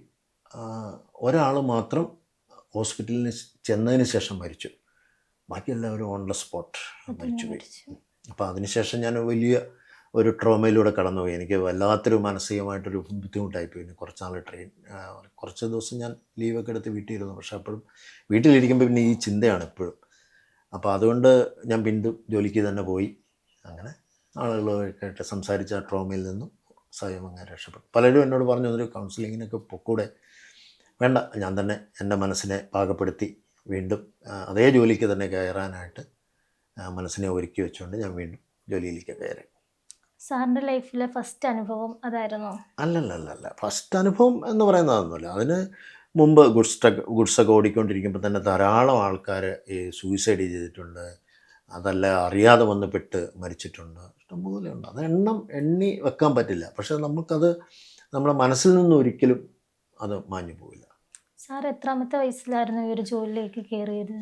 ഞാൻ ഒരു 23-24 ആ ഒരു ടൈമിലേക്ക് ഇങ്ങനെ ഫസ്റ്റ് ആയിട്ട് ട്രെയിനിൻ്റെ മുമ്പിൽ ഒരാൾ വന്ന് സൂയിസൈഡ് ചെയ്യുന്നു. അപ്പോൾ ആ മൃതദേഹമൊക്കെ അവിടെ ചിതറി കിടക്കുന്ന കാണുമ്പോൾ കാണുകയല്ല, ചിലപ്പോൾ മൃതദേഹത്തിൻ്റെ പാർട്സൊക്കെ നമുക്ക് എടുക്കേണ്ടതായിട്ട് വരും, എടുത്ത് മാറ്റിയിടേണ്ടതായിട്ടൊക്കെ വന്നിട്ടുണ്ട്. ആ ഒരു അത്രയും വരെ പോയിട്ടുണ്ടോ? തീർച്ചയായിട്ടും അങ്ങനെ പല ഇൻസിഡൻസും ഉണ്ടായിട്ടുണ്ട്. ഇപ്പോൾ ഉദാഹരണത്തിന് ഒരാളെ ഇടിച്ചു, ആ ട്രാക്കിൽ അങ്ങനെ കിടക്കുകയാണ്. പെട്ടെന്ന് പോലീസൊക്കെ വരാനൊക്കെ താമസിക്കും. ശരിക്കും പറഞ്ഞാൽ ഇപ്പോൾ ആരും അങ്ങനെ ചെയ്യാറില്ല. പണ്ടൊക്കെ അതായത് ഞാൻ അസിസ്റ്റൻറ്റ് ലോക്കോ പൈലറ്റായിട്ട് വർക്ക് ചെയ്യുമ്പോൾ നമ്മുടെ കൂടെ വർക്ക് ചെയ്യുന്ന ലോക്കോ പൈലറ്റുമാർ അവർ പറയും, നമുക്ക് പെട്ടെന്ന് ക്ലിയർ ചെയ്യാം, വരൂ പിടിക്കുമെന്നൊക്കെ പറഞ്ഞിട്ട് നമ്മൾ ഇറങ്ങും. അപ്പോൾ നാട്ടുകാരൊക്കെ പേടിച്ച് മാറി നിൽക്കുമ്പോൾ ഇവർ വന്ന് മുടിയേലും അല്ലെ തുണിയേലും അല്ലെ കയ്യേലും ഒക്കെ പിടിച്ച് അതിൻ്റെ പാർട്സൊക്കെ മാറ്റാറുണ്ട്. പക്ഷേ ഇപ്പോൾ ഈവൻ ഒരാളിപ്പോൾ ഇഞ്ചേർഡായി, അയാൾക്ക് ജീവനുണ്ട്, അപ്പോൾ നമുക്ക് രക്ഷിച്ചല്ലേ പറ്റൂ. അപ്പോൾ അയാളെ വളരെ സേഫായിട്ട് നമ്മൾ മാറ്റി കിടത്തുകയോ ആംബുലൻസിന് വേണ്ടിയിട്ട് ഫോൺ ചെയ്യുകയോ ഒക്കെ ചെയ്യണം. അപ്പോൾ ആ ഒരു കാര്യത്തിലേക്ക് നമുക്ക് ഇൻവോൾവ് ആവും. അങ്ങനെ ഒരു സിറ്റുവേഷൻ ഉണ്ടായാൽ നമ്മളിങ്ങനെ പേടിച്ച് മാറി നിൽക്കുമെങ്കിൽ ആ സിറ്റുവേഷനിലേക്ക് നമ്മൾ ഇറങ്ങിച്ചെന്ന് കഴിയുമ്പോഴത്തേക്കും നമുക്ക് ഇവിടുന്ന് ഒരു ധൈര്യം വരും. ഇപ്പോൾ ഒരു വലിയൊരു ട്രെയിൻ ആക്സിഡൻ്റ് ഉണ്ടായി, സപ്പോസ് ഒരു 10-20 ആൾക്കാർ മരിക്കുന്നു, അല്ലെങ്കിൽ കുറച്ച് ആൾക്കാർ അങ്ങനെ സംഭവിക്കുന്നുണ്ട് ധാരാളം. അപ്പോൾ ആ സമയത്ത് നമുക്കൊന്നും പറ്റിയിട്ടില്ലെന്നുണ്ടെങ്കിൽ നമ്മൾ ഇറങ്ങി ചെല്ലണ്ടേ. നമ്മൾ തീർച്ചയായിട്ടും അതിനകത്ത് ഒരു കൈപോയ ഒരാളെ കണ്ട് അയ്യോ എനിക്ക് പേടിയാണെന്ന് പറഞ്ഞ് മാറി നിന്ന് കഴിഞ്ഞാൽ അയാളുടെ ജീവൻ പോകും. അതിനുശേഷം അതിന് പകരം അയാളെ രക്ഷിക്കുകയാണെന്നുണ്ടെങ്കിൽ അയാളുടെ ജീവൻ രക്ഷിക്കാൻ പറ്റും. അപ്പോൾ അതാണ് അതിൻ്റെ. ഇങ്ങനെ ഒരുപാട് പേരൊക്കെ രക്ഷപ്പെട്ടിട്ടുണ്ടോ ഈ ട്രെയിൻ തട്ടി ഒരു പക്ഷേ കാലോ കയ്യോ നഷ്ടപ്പെട്ടാലും? ഉണ്ട്. എൻ്റെ ട്രെയിനിൽ തന്നെ രാജധാനി എക്സ്പ്രസ് വർക്ക് ചെയ്തുകൊണ്ടിരുന്നപ്പോൾ ഒരാൾ എൻ്റെ കാല് മുറിഞ്ഞു പോയി. കാല് മുറിഞ്ഞ് സെപ്പറേറ്റ് ആയിപ്പോയി, വേറെ പീസായിപ്പോയി. അപ്പോൾ അയാൾ എല്ലാവരും കൂടെ പൊക്കിയെടുത്തപ്പം അയാളുടെ കാലം അവിടെ കിടക്കുകയാണ്, ബാക്കിയുള്ള മാത്രം കുറേ ചോരയൊക്കെ ആയിട്ട് വലിച്ചിട്ട്. അപ്പോൾ അയാൾ ബോധം പോയിട്ടില്ല. എന്തോ എനിക്ക് തോന്നുന്നത് കാലിനൊക്കെ ഇഞ്ചുറി പറ്റിക്കഴിഞ്ഞ് ഇങ്ങനെ അൺകോൺഷ്യസ് ആവില്ല എന്ന് എനിക്ക് തോന്നുന്നു. എൻ്റെ മെഡിക്കൽ ഇത് എനിക്കറിയില്ല. എന്തായാലും അയാൾക്ക് ബോധം പോയിട്ടില്ല. അപ്പോൾ അയാൾ എൻ്റെ കാലേ എന്ന് പറഞ്ഞ് നിലവിളിക്കുന്നു. അപ്പോൾ ആൾക്കാരൊക്കെ കൂടെ പോട്ടർമാർ, RPF, പിന്നെ കുറച്ച് യാത്രക്കാരൊക്കെ കൂടെ ഈ കാല് പൊതിഞ്ഞ് സ്ട്രെച്ചറിൽ അയാളൊപ്പം കിടത്തി കൊണ്ടുപോയി. പിന്നീട് ഞാൻ അന്വേഷിച്ചപ്പം എനിക്കറിയാൻ കഴിഞ്ഞത് അയാളെ രക്ഷപ്പെട്ടു. അയാളുടെ കാല് തുന്നിച്ചേർത്തു. എറണാകുളം സ്പെഷ്യലിസ്റ്റ് ഹോസ്പിറ്റലിൽ അവർ മൈക്രോവാസ്കുലർ എന്തോ സർജറിയൊക്കെ ചെയ്തിട്ട് ആ കാല് റീകൺസ്ട്രക്ട് ചെയ്ത് തുന്നിച്ചേർത്തു. കുറേ നാളുകൾക്ക് ശേഷം ആ ഹോസ്പിറ്റലിൽ വാസത്തിന് ശേഷം അയാളെ രക്ഷപ്പെട്ടു. ആ സമയത്ത് എല്ലാവരും മടിച്ചു നിൽക്കുകയാണ്. ഓരോ നിമിഷവും ബലപ്പെട്ടതാണ്.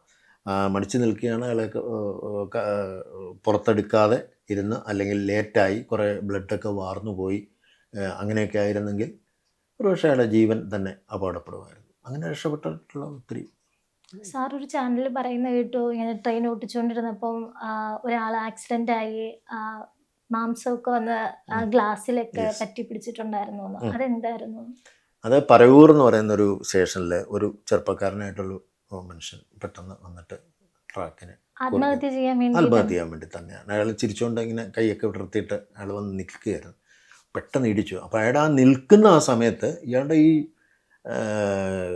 മുഖം അല്ലെങ്കിൽ തല ഇതിൻ്റെ ഈ ഗ്ലാസിൻ്റെ തൊട്ടടിയിലുള്ള മെറ്റൽ അവിടെ വരെ ഹൈറ്റ് ഉണ്ട്, നല്ല ഹൈറ്റുള്ള ഒരു വ്യക്തി, അവിടെ തട്ടിയിട്ട് തലച്ചോറിങ്ങനെ ചെതറിപ്പോയി. അപ്പോൾ തലച്ചോറും ഉള്ളിലുള്ള കംപ്ലീറ്റ് തല ഷാർട്ടേഡായിപ്പോയി. തലയൊന്നും ഇല്ലായിരുന്നു. അവസാനം ഡെഡ് ബോഡിയിൽ തല എന്ന് പറയുന്ന സാധനം ഇല്ലായിരുന്നു. ചെറിയ ചെറിയ കഷ്ണങ്ങളായിട്ട് ചെതറിപ്പോയി. അപ്പോൾ ഇയാളുടെ കണ്ണ് മുകളിലേക്ക് തിരിഞ്ഞിട്ട് പിന്നെ ഗ്ലാസ്സിലേക്ക് വീണിട്ട് ആ ഗ്ലാസ്സിലൂടെ ഇങ്ങനെ ഊർന്നിറങ്ങി വരുന്നത് ഞങ്ങൾ കണ്ടു. കണ്ണിൻ്റെ ഒരു ഗോളം. അതായത് ഏറ്റവും ഭീകരം എന്ന് വിശേഷിപ്പിക്കാവുന്ന ഒരു ഇൻസിഡൻ്റ് അതാണ്. ഒരു വല്ലാത്തൊരു അവസ്ഥയായിരുന്നു. അങ്ങനെ ആളുടെ മാംസങ്ങളൊക്കെ അതിൽ പറ്റി പിടിച്ചിരുന്നു. അപ്പം ഇതെല്ലാം കഴിഞ്ഞിട്ടും വീണ്ടും ഒരു യാത്ര തുടങ്ങുമ്പോഴത്തേക്കിനും മനസ്സിൽ ഇതിൻ്റെ ഒരു ആഘാതം തീർച്ചയായിട്ടും ഉണ്ടാവും. പക്ഷെ നമ്മൾ ഈ പറഞ്ഞ പോലെ നമ്മുടെ ജോലിയാണ്, ചെയ്തല്ലേ പറ്റൂ. ലോക്കോ പൈലറ്റ് എന്ന് പറയുന്നത് ഒരു ഭയങ്കരമായിട്ട് ഹൈപ്പ് കൊടുത്ത് പറയുകയല്ല. അത് കഷ്ടപ്പെട്ട ജോലിയാണ്. കൂടുതൽ കഷ്ടപ്പാടാക്കുന്നത് റെയിൽവേയുടെ അഡ്മിനിസ്ട്രേഷൻ വഹിക്കുന്ന ഓഫീസർമാരാണ്. ഇവർ കുറച്ചൊന്ന് കഷ്ടപ്പാടൊന്ന് ലഘൂകരിച്ചിരുന്നെങ്കിൽ, അതായത് ഞങ്ങൾക്ക് മാന്യമായിട്ട് ആഴ്ചയിൽ ഒരു ദിവസം വിശ്രമം തരിക, 2 നൈറ്റ് ഡ്യൂട്ടി കൂടുതൽ വർക്ക് ചെയ്യാൻ പാടില്ല എന്ന് നിയമമുണ്ട്, കമ്മിറ്റികളുണ്ട്, അതൊന്നും അനുസരിക്കുന്നില്ല. അങ്ങനെയൊക്കെ ഞങ്ങൾക്കൊരു റിലാക്സേഷൻ തന്നിരുന്നെങ്കിൽ ഒരു മനോഹരമായ ജോലിയാണെന്ന് ഞാൻ പറയത്തുള്ളൂ. കാരണം ഇതൊരു ചലഞ്ചിങ് ജോബാണ്. ഓഫ് കോഴ്സ് ആൾക്കാർ വന്ന് മരിക്കും, അതിപ്പോൾ എവിടെയാണെങ്കിലും മരണം അതുപോലെയുള്ള കാര്യങ്ങളൊക്കെ വരുമല്ലോ. അപ്പോൾ നമുക്ക് നമ്മുടെ കയ്യിലുള്ളതല്ല. ഇപ്പം നമ്മുടെ കയ്യിൽ അങ്ങനെ ഒരു റിഗ്രറ്റ് ഉണ്ടാകത്തില്ല. ഇപ്പോൾ ഉദാഹരണത്തിന് റോഡിൽ നമ്മളൊരു ട്രെയിൻ അല്ല ഒരു വാഹനം ഓടിക്കുന്ന ഒരാളെ ചിലപ്പോൾ ഒരാൾ ദേഹത്ത് തട്ടിക്കഴിഞ്ഞാൽ അയാളുടെ വീട്ടിൽ പോയിട്ടിരുന്ന് ആലോചിക്കും, ശരി ഞാൻ ഇത്തിരി ഒന്ന് ശ്രദ്ധിച്ച് ഓടിച്ചിരുന്നെങ്കിൽ, അല്ല ഇത്തിരി ഒന്ന് വേഗത കുറച്ചിരുന്നെങ്കിൽ, അതല്ല ഞാനൊന്ന് ബ്രേക്ക് ചവിട്ടിയിരുന്നെങ്കിൽ, ആ സമയത്ത് ഒന്ന് വെട്ടിച്ചിരുന്നെങ്കിൽ, ഇങ്ങനെയൊക്കെ ഇങ്ങനെയൊക്കെ ചിന്തിക്കാൻ അയാൾക്ക് സാധിക്കും. പക്ഷേ ഒരു ട്രെയിൻ ഓടിക്കുന്ന ലോക്കോ പൈലറ്റിനെ സംബന്ധിച്ചിടത്തോളം അങ്ങനെ ഒരു ഓപ്ഷനേ ഇല്ല. കാരണം ചെയ്യാവുന്ന എല്ലാം അയാൾ ചെയ്തു കഴിഞ്ഞു. ഹോൺ അടിക്കുക, ബ്രേക്ക് ചെയ്യുക എന്നുള്ളത് കഴിഞ്ഞ് വേറെ ഒന്നുമില്ല. കാരണം അയാൾക്ക് വെട്ടിച്ചു മാറ്റാൻ പറ്റില്ല, സ്റ്റിയറിംഗ് ഇല്ല, പാളതിലെയാണോ അതിലേ പോകത്തുള്ളൂ. സ്പീഡ് കുറയ്ക്കാൻ പറ്റില്ല, കാരണം സ്പീഡ് കൺട്രോൾ ചെയ്യുന്നതോ അല്ലെങ്കിൽ സ്പീഡ് തീരുമാനിക്കുന്നതോ നമ്മളല്ല, നമുക്കത് പ്രിസ്ക്രൈബ് ചെയ്തിട്ടുണ്ട് മുകളിൽ നിന്ന്. അപ്പോൾ ആ സ്പീഡ് കുറയ്ക്കാൻ പറ്റില്ല. അപ്പോൾ വേറൊരു ഓപ്ഷനും ഇല്ല. അപ്പോൾ പിന്നെ നമ്മൾ ആ ഒരു ഇതിലേക്ക് വരുമ്പോഴത്തേക്കും നമ്മളതിന് ന്യായീകരണം കണ്ടെത്തും. എൻ്റെ കുഴപ്പം കൊണ്ടല്ല അയാൾ മരിച്ചതെന്നുള്ളത്. അങ്ങനെയാണ് നമ്മളിതിൽ നിന്നും. ആൾക്കാർ കുറ്റപ്പെടുത്തലുകൾ കേൾക്കേണ്ടി വന്നിട്ടുണ്ടോ? ഇങ്ങനെ പൈലറ്റ് കാരണമാണ്. ചില പത്രങ്ങളിലൊക്കെ അങ്ങനെ ഒരു വാർത്ത വരും. അത് അവരുടെ അറിവില്ലായ്മയുണ്ട്. അപ്പോൾ ഉദാഹരണത്തിന് ഒരു ഇൻസിഡൻറ്റ് ഉണ്ടായപ്പോൾ ഒരു പോലീസ് ഉദ്യോഗസ്ഥൻ ഒരു ലോക്കോ പൈലറ്റിനെ വിളിച്ച് വിരട്ടി എന്ന് പറയുന്നത്. എവിടെ നോക്കിയാലോ വണ്ടി ഓടിക്കുന്ന അയാളുടെ അറിവില്ലായ്മ ഉണ്ട്. അയാൾക്ക് ഈ ട്രെയിൻ ഓടിക്കുന്ന സിസ്റ്റത്തെ പറ്റിയൊക്കെ ആരെങ്കിലും ഒരാൾ പറഞ്ഞ് മനസ്സിലാക്കി കൊടുത്താൽ അതിൽ പെട്ടെന്ന് തിരുത്തും. ആൾക്കാർക്ക് അതിനെപ്പറ്റി ഒരു ഐഡിയ ഇല്ല. ഇപ്പോൾ ഉദാഹരണത്തിന് മാരാരിക്കുളം ആക്സിഡൻ്റ് ഉണ്ടായപ്പം ഒരു കുറ്റപ്പെടുത്തലോ അല്ലെങ്കിൽ പോലീസുകാരുടെ ഭാഗത്തു നിന്നുണ്ടെങ്കിലും മോശമായി പെരുമാറ്റമോ ഒന്നും എനിക്ക് നേരിടേണ്ടി വന്നില്ല. കാരണം ആ സമയത്ത് ഞങ്ങൾ ഹോൺ അടിച്ചു എന്നുള്ളതിന് നിരവധി ആൾക്കാർ തെളിവുണ്ട്. ഞങ്ങൾക്ക് ഹോൺ അടിക്കുക, ബ്രേക്ക് ചെയ്യുക എന്നുള്ളതല്ലാതെ 2 ഓപ്ഷനേ ഉള്ളൂ. വെട്ടിച്ചു മാറ്റാനോ അല്ലെങ്കിൽ ഒന്നുമില്ല. ഈ സ്പീഡൊന്നും കൺട്രോൾ കറക്റ്റ് സ്പീഡ് റെക്കോർഡ് ചെയ്തുകൊണ്ടിരിക്കുകയാണ്. നമ്മൾ ഓവർ സ്പീഡ് പോയിട്ടുണ്ടെന്നുണ്ടെങ്കിൽ നമുക്കത് അറിയാൻ പറ്റും. അതിനകത്ത് റെക്കോർഡിംഗ് ഉണ്ട്. ആ എഞ്ചിനിലെ റെക്കോർഡിംഗ് എല്ലാം കറക്റ്റായിരുന്നു, ആ സ്പീഡ് ലിമിറ്റിനുള്ളിലായിരുന്നു. അതുകൊണ്ട് എനിക്ക് യാതൊരുവിധ പണിഷ്മെൻറ്റുകളോ ചാർജ് ഷീറ്റുകളോ ഒന്നും ഇല്ല. അങ്ങനെ ഒരു അഡ്മിനിസ്ട്രേഷൻ്റെ ഭാഗത്തുനിന്ന് ഒരു എൻക്വയറി നടത്തി അഡ്മിനിസ്ട്രേഷൻ്റെ ഭാഗത്തുനിന്നൊരു അക്യൂസേഷൻ ഒന്നും എനിക്കെതിരെ ഉണ്ടായിട്ടില്ല. അപ്പോൾ നമ്മൾ ആ കറക്റ്റ് നിയമം അനുസരിച്ച് പോവുകയാണെന്നുണ്ടെങ്കിൽ പ്രശ്നമില്ല. വരാനുള്ളത് വരും. അതായത് ഒരാൾ മരിക്കാനാണെന്നുണ്ടെങ്കിൽ അയാൾ മരിക്കും, അല്ല ഇഞ്ചുറി ആവാനുള്ളതാണെങ്കിൽ അയാൾ ഇഞ്ചുർഡ് ആവും. നമ്മൾ ഒരുപാട് വാർത്തകൾ ഇങ്ങനെ കേട്ടിട്ടുണ്ട്, ട്രെയിൻ മറിഞ്ഞിട്ടുണ്ട്, അപകടം ഉണ്ടായെന്നൊക്കെ. ഏതൊരു സാഹചര്യത്തിലാണ് ട്രെയിൻ മറിയേണ്ടതായിട്ട് വരുന്നത്? ട്രെയിൻ മറിയുന്നത് പ്രധാനമായിട്ട് പാളത്തിൽ ഉണ്ടാകുന്ന പിഴവുകളാണ്. പാളം എന്ന് പറയുന്നത് സ്ട്രെയിറ്റ് ആയിട്ട് പോകുന്നൊരു കാര്യമാണ്. അത് എല്ലാ പാളത്തിൻ്റെ എല്ലാ ഇഞ്ചുകളും നമുക്ക് എപ്പോഴും ഒരു ട്രെയിൻ പോകുന്നതിന് മുമ്പായിട്ട് ഇൻസ്പെക്ട് ചെയ്തിട്ട് വണ്ടി വിടുക എന്നുള്ളത് അത് ഇമ്പോസിബിളാണ്. അപ്പോൾ എവിടെയെങ്കിലും വിള്ളലുകളോ അല്ലെങ്കിൽ അതിൻ്റെ ജോയിൻറ്റുകൾ ചേർന്നിരിക്കാതിരിക്കുകയോ അതിൻ്റെ അലൈൻമെൻറ്റ് വ്യത്യാസപ്പെടുകയോ ഒക്കെ ചെയ്യുമ്പോൾ മറിയാം. പിന്നെ ഉള്ളത് ബോഗിയുടെ അടിയിലുള്ള മെക്കാനിക്കൽ ഫിറ്റിങ്സിലുള്ള എന്തെങ്കിലും തകരാറുകൾ. ഇതൊക്കെ ചെക്ക് ചെയ്തിട്ട് വിടും. പക്ഷേ ചെക്ക് ചെയ്തു മനുഷ്യനാണ്, ഹ്യൂമൻ എറർ കാരണം ഉണ്ടാവാം. അതല്ലെന്നുണ്ടെങ്കിൽ അതിൻ്റെ മെറ്റീരിയലിൻ്റെ കുഴപ്പം കൊണ്ടത് എവിടെയെങ്കിലും വെച്ചത് പൊട്ടിപ്പോകാം. അങ്ങനെ പല പല കാരണങ്ങൾ കൊണ്ട് ആണ് ഇത് പാളം തെറ്റുന്നത്. പാളം തെറ്റിക്കഴിയുമ്പോഴാണ് നോർമലി ഇത് ബോഗി മറിയുക എന്നുള്ളൊരു പ്രതിഭാസം ഉണ്ടാകുന്നത്. ഈ പാളത്തിലൂടെ കറക്റ്റായിട്ട് പോയാൽ അതിങ്ങനെ പൊക്കോളൂ. ആ പാളത്തിൽ നിന്നും ഈ വീല് തെന്നി മാറുന്നതിനാണ് പാളം തെറ്റൽ, ഡീറെയിൽമെൻറ്റ് എന്ന് നമ്മൾ വിളിക്കുന്നത്. അപ്പോൾ ഡീറെയിൽമെൻറ്റ് ഉണ്ടായിക്കഴിഞ്ഞാൽ സ്വാഭാവികമായിട്ട് ഈ ബോഗി മറിഞ്ഞു പോകും. അതേപോലെ തന്നെ മറ്റൊരു സംശയമാണ്, ഈ വാർത്തകളിൽ കാണാം ട്രെയിനുകൾ തമ്മിൽ കൂട്ടിയിടിച്ചു എന്നുള്ളത്. അതെങ്ങനെയാണ് ആ ഒരു ഇൻസിഡന്റ് ഉണ്ടാവുന്നത്? രണ്ട് പാളങ്ങളല്ലേ ഉണ്ടാകുന്നത്? തീർച്ചയായിട്ടും. ഇപ്പോൾ ഈ ഏറ്റവും അവസാനം നമ്മൾ കണ്ടൊരു വാർത്ത എന്ന് പറയുന്നത് 2 ട്രെയിൻ കൂട്ടിയിടിച്ചു. 2 ട്രെയിൻ കൂട്ടിയിടിച്ചിട്ട് ഈ 2 ട്രെയിനും മറിഞ്ഞു. അപ്പുറത്തെ ലൈനിൽ കൂടെ വന്ന 3ാമത്തെ ട്രെയിൻ അതിനെ വീണ്ടും ഇടിച്ചു. അങ്ങനെ ധാരാളം പേര് മരിച്ചു. ബാലസോർ എന്ന് പറയുന്നത് ഒറീസയിൽ അങ്ങനെ ഒരു സംഭവം ഉണ്ടായി. അപ്പം അതിൻ്റെ അന്വേഷണം നടത്തി അവർ കണ്ടുപിടിച്ചത് സിഗ്നലിംഗ് സിസ്റ്റത്തിലെ പിഴവാണെന്നാണ്. അതായത് ഒരു ലൈനിലേക്ക് ഉദ്ദേശിച്ച് സിഗ്നൽ കൊടുത്ത ട്രെയിൻ പോയത് ലൂപ്പ് ലൈനിലൂടെ മറ്റൊരു ട്രെയിൻ നിർത്തിയിട്ടിരുന്ന മറ്റൊരു ട്രെയിനിലേക്കാണ് വന്നിടിച്ചത്. അപ്പോൾ 2 ട്രെയിനും മറിയുകയും 3ാമത്തെ ട്രെയിൻ വന്നിട്ട് ഈ മറിഞ്ഞു കിടക്കുന്ന ബോഗിയിൽ ഇരിക്കുകയും ചെയ്തു. അപ്പോൾ സിഗ്നലിൻ്റെ പിഴവ് കൊണ്ടാണ് കൂടുതലും സംഭവിക്കുക. പിന്നെ അപൂർവമായും ലോക്കോ പൈലറ്റിൻ്റെ അശ്രദ്ധ മൂലം അങ്ങനെ പോയിട്ട് കൂട്ടിയിടിച്ച സംഭവങ്ങളുണ്ട്. പക്ഷെ അത് വളരെ റെയർ മാത്രമാണ്. അവർ ജീവിച്ചിരുന്നു കഴിഞ്ഞാൽ അവർക്ക് നല്ല പണിഷ്മെൻറ്റ് കൊടുക്കും, ജയിലിലാകും, അങ്ങനെയുള്ള പ്രശ്നങ്ങളൊക്കെ ഉണ്ടാകും. അല്ലെങ്കിൽ അവർ നോർമലി അങ്ങനെ ഒരു കൂട്ടിയിടി ഉണ്ടായിക്കഴിഞ്ഞാൽ സാധാരണഗതിയിൽ അവരാരും രക്ഷപ്പെടാറില്ല, മരിച്ചു പോകാറാണ്. ഫസ്റ്റ് ആക്സിഡന്റ് ആവുന്നത് പൈലറ്റിന് തന്നെ ആയിരിക്കത്തില്ലേ? പിന്നല്ലേ ലോബി? അതിനകത്തൊരു വ്യത്യാസമുള്ളതെന്ന് പറഞ്ഞാൽ ഇപ്പം നമ്മളിപ്പോൾ കൂട്ടിയിടിച്ചു, ആ എൻജിൻ ഒരു പക്ഷേ ചിലപ്പം ഇൻടാക്റ്റ് ആയിരിക്കും, അതിൻ്റെ പുറകിലത്തെ ബോഗികൾ അതിൻ്റെ പുറകെ വന്ന് ഇടിച്ച് ചളങ്ങിപ്പോകാം. പക്ഷേ മിക്ക കേസിലും ലോക്കോ പൈലറ്റുമാർ മരിക്കുന്നതായിട്ടാണ് നമ്മൾ കാണുന്നത്. ലോക്കോ പൈലറ്റുമാരും അപൂർവമായി രക്ഷപ്പെട്ട സംഭവങ്ങളും ഉണ്ട്. ഒരു ഫുൾ നൈറ്റ് നമുക്ക് ഉറങ്ങാൻ പറ്റിയില്ലെങ്കിൽ പിറ്റേ ദിവസം നമ്മൾ ഉറക്കം തൂങ്ങില്ലേ? ഈ ഉറക്കം തൂങ്ങുന്ന ഒരു ലോക്കോ പൈലറ്റിൻ്റെ മുമ്പിലാണ്, കയ്യിലാണ് 10,000-2000 പേരെ ഏൽപ്പിച്ചിട്ട് റെയിൽവേ ട്രെയിൻ ഓടിക്കുന്നത്. എത്രമാത്രം മോശം സാഹചര്യമാണ്, മോശം ജോലി സാഹചര്യമാണ് എന്ന് നോക്കൂ. അതുകൊണ്ടാണ് ഞങ്ങൾ പറയുന്നത് ലോക്കോ പൈലറ്റിൻ്റെ ജോലി എന്ന് പറയുന്നത് കഷ്ടപ്പാടാണെന്ന് പറയുമ്പോൾ വിമർശിക്കുന്നവരുണ്ട്. ഇതിലും കഷ്ടപ്പാടുള്ള ജോലികൾ ഞങ്ങൾ ചെയ്യുന്നു, ഞങ്ങൾ ചെയ്യാം, ഇതിലും കുറച്ച് ശമ്പളം തന്നാൽ മതി, ഞങ്ങൾ വരാം എന്നൊക്കെ പറയുന്നവരോട് എനിക്ക് പറയാനുള്ളത് ഒന്നേ ഉള്ളൂ, ഈ കഷ്ടപ്പാടുകൾ സഹിക്കാൻ ഞങ്ങൾ തയ്യാറാണ്. പക്ഷേ ഈ കഷ്ടപ്പാടിൻ്റെ കൂടെ നമുക്ക് ചില കാര്യങ്ങൾ അനുവദിച്ചു തരണം.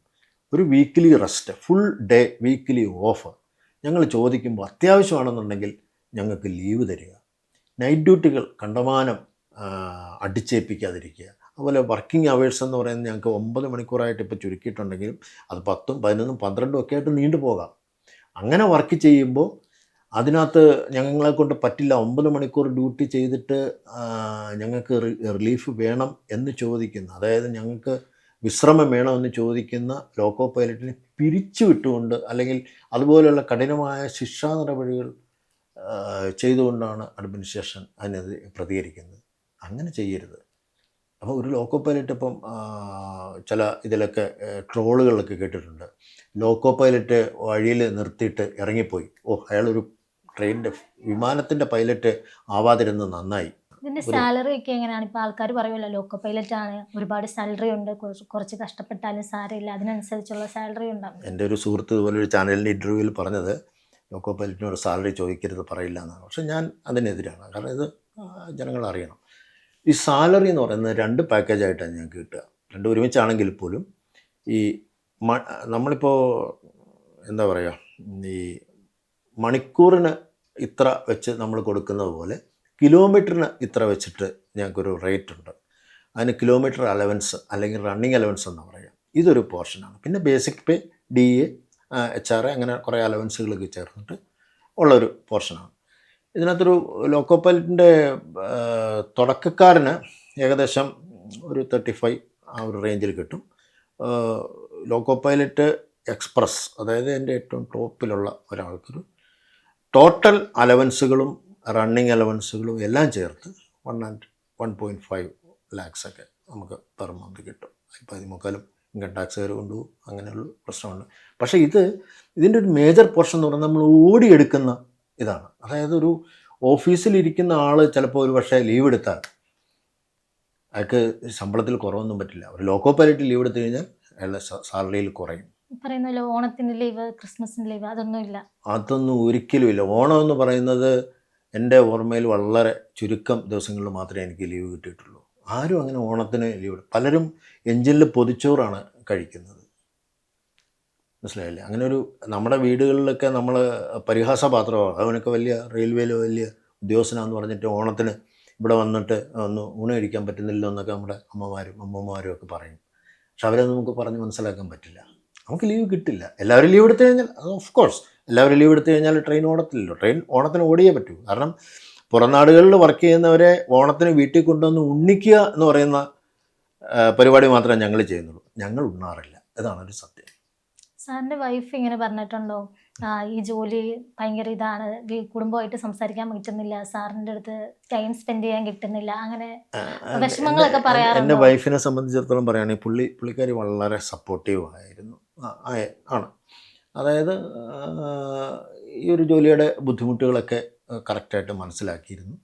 അപ്പോൾ അതുകൊണ്ട് തന്നെ പലപ്പോഴും എൻ്റെ ആ വിഷമം കാണുമ്പോൾ ഇപ്പോൾ ഓണത്തിനോ അല്ലെങ്കിൽ എന്തെങ്കിലും ഒരു ആവശ്യത്തിന് വരാൻ പറ്റുന്നില്ലല്ലോ എന്ന് പറയുമ്പോൾ പുള്ളിക്കാരി ആശ്വസിപ്പിക്കത്തേ ഉള്ളൂ. സാരമില്ല, ഒന്നുകിൽ ഞാൻ പോയി അത് അറ്റൻഡ് ചെയ്യാം, ജോലിക്ക് പോക്കോ, ഒരു രക്ഷയില്ല എന്ന് പറയുമ്പോഴത്തേക്കും അങ്ങനെ ഒരു പരിഭവമായിട്ടൊന്നും പുള്ളിക്കാർ പറഞ്ഞില്ല. പുള്ളിക്കാർ 100% സപ്പോർട്ട് ചെയ്തുകൊണ്ട് അങ്ങനെ ഒരു വ്യക്തിയെ ലൈഫ് പാർട്ട്ണറായിട്ട് കിട്ടിയതുകൊണ്ട് വലിയ കുഴപ്പമില്ലാതെ അഡ്ജസ്റ്റ് ചെയ്ത് പോകാൻ പറ്റും. ഈ ഇടയ്ക്ക് ഏറ്റുമാനൂർ നടന്നൊരു ന്യൂസിനെ പറ്റി കണ്ടായിരുന്നു. ഒരു ട്രെയിനിന് മുമ്പിൽ ഒരു അമ്മയും 2 പെൺമക്കളും സൂയിസൈഡ് ചെയ്തത്. ആ ഒരു ന്യൂസ് കേട്ടപ്പോൾ സാറിന് എന്താണ് തോന്നിയത്? അത് അത് കേട്ടപ്പോൾ എനിക്ക് തോന്നിയത് എന്താണെന്ന് വെച്ച് കഴിഞ്ഞാൽ, ധാരാളം ആൾക്കാരെ ഇങ്ങനെ ട്രെയിൻ ഇടിച്ച് മരിക്കുന്നത് നമ്മൾ കൺമുമ്പിൽ കണ്ടിട്ടുണ്ട്. പക്ഷെ അതിലേറ്റവും ഹൃദയഭേദകമായിട്ട് കാണുന്നതാണ് ഒരു അമ്മയും കുഞ്ഞും ചേർന്ന ഒരു കോമ്പിനേഷനിൽ നമ്മൾ വണ്ടി ഇടിക്കുന്നത്. ഇത് കേരളത്തിൽ മിക്കവാറും ആൾക്കാർക്ക് എക്സ്പീരിയൻസ് ഉണ്ട്. ഭാഗ്യമോ എന്തോ എനിക്കറിയില്ല, എൻ്റെ ട്രെയിനിന് മുമ്പിൽ അങ്ങനെ ഒരു അമ്മയും മക്കളും ചേർന്ന ഒരു കോമ്പിനേഷൻ സൂയിസൈഡ് ഇതുവരെ ഉണ്ടായിട്ടില്ല. പക്ഷേ ധാരാളം ആൾക്കാർക്ക് അങ്ങനെ അനുഭവം ഉണ്ടായിട്ടുണ്ട്. കാരണം ഇതിനകത്ത് ഈ ലേറ്റസ്റ്റ് വന്ന ഒരു വീഡിയോയിൽ നമുക്ക് നമ്മുടെ മനസ്സിനെ നോവിക്കുന്നതെന്ന് പറഞ്ഞാൽ ആ ഇളയ കുട്ടി അമ്മയെ പിന്തിരിപ്പിക്കുന്ന നമുക്ക്, അതായത് ഒരുപക്ഷെ ആ കുട്ടി പറയുന്നുണ്ടോ വേണ്ടമ്മേ പോകണ്ടമ്മേ എന്ന് പറയുന്നുണ്ടായിരിക്കാം. അങ്ങനെ ഒരു വീഡിയോ കണ്ട് ശരിക്കും പറഞ്ഞാൽ നമുക്കതൊരു തരിപ്പ് അനുഭവപ്പെട്ടു.